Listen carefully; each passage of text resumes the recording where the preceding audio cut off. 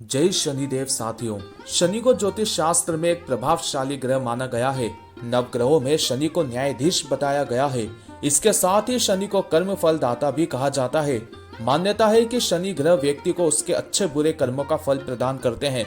शनि के जब साढ़े साती और ढैया आरंभ होती है तो शनिदेव व्यक्ति के जीवन में काफी उथल पुथल मचा देते हैं।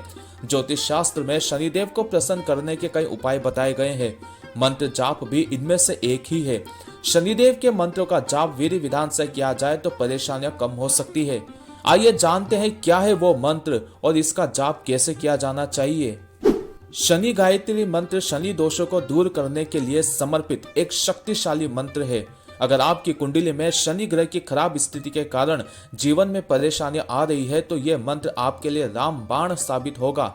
इस मंत्र का जाप उन सभी लोगों के लिए बेहद फायदेमंद है जिन्हें शनि की साढ़े साती ढैया और महादशा लगी हुई है। हम आपको यहाँ पर सबसे प्रभावशाली गुप्त शनि गायत्री मंत्र बता रहे हैं जो कि इस प्रकार है।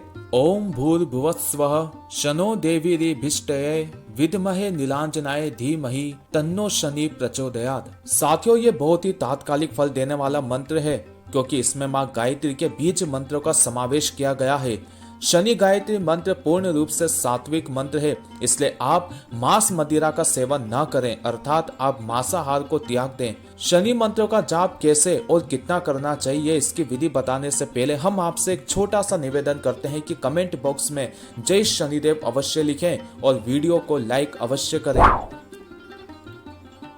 साथियों, इस जप का प्रारंभ आपको शनिवार से करना है। इस दिन जल्दी सुबह उठकर स्नान आदि से निवृत्त होकर अपने घर में ही माँ गायत्री और शनिदेव की तस्वीर या फोटो रखना है। इसके बाद इन पे तिलक अक्षत पुष्प माला चढ़ानी है। अगर आपको नीले पुष्प मिल जाए तो बहुत ही उत्तम है क्योंकि शनिदेव को नीले पुष्प ज्यादा प्रिय हैं।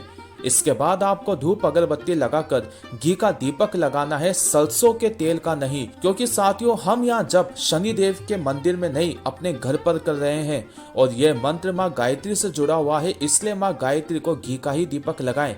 एक बात मैं आपको बता देना चाहता हूँ कि सरसों के तेल का दीपक सिर्फ और सिर्फ या तो शनिदेव के लिए लगाया जाता है या फिर अपने पितरों के लिए लगाया जाता है।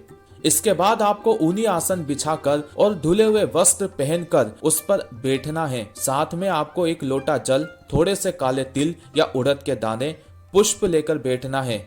अब आपको दाएं हथेली में जल लेकर उसमें पुष्प, काले तिल या उड़द के दाने लेकर अपना नाम और अपने गोत्र बोलकर माँ गायत्री और शनिदेव से प्रार्थना करनी है और उसके बाद उसे नीचे छोड़ देना है। इसके बाद आपको अपने शरीर को शुद्ध करने के लिए कुछ मंत्र पढ़ने हैं, अर्थात आपको विनियोग, अगन्यास, करन्यास और हृदय दिन्यास करके पूजा शुरू करनी है। अगर आपको इन सब के बारे में नहीं पता है तो आप कमेंट बॉक्स में पूछ सकते हो। इसके बाद आपको शनिदेव का ध्यान करके कुछ जल अपने आसन के नीचे छोड़ देना है और माँ गायत्री और शनिदेव से प्रार्थना करनी है कि इस जप का संपूर्ण फल सिर्फ आपको ही प्राप्त हो। साथियों, इसके बाद आपको शनि चालीसा का पाठ करना है। अब आपको शनि गायत्री का मंत्र श्याम तुलसी की माला से जपना है। इस मंत्र के आपको 1,11,000 जप करने हैं।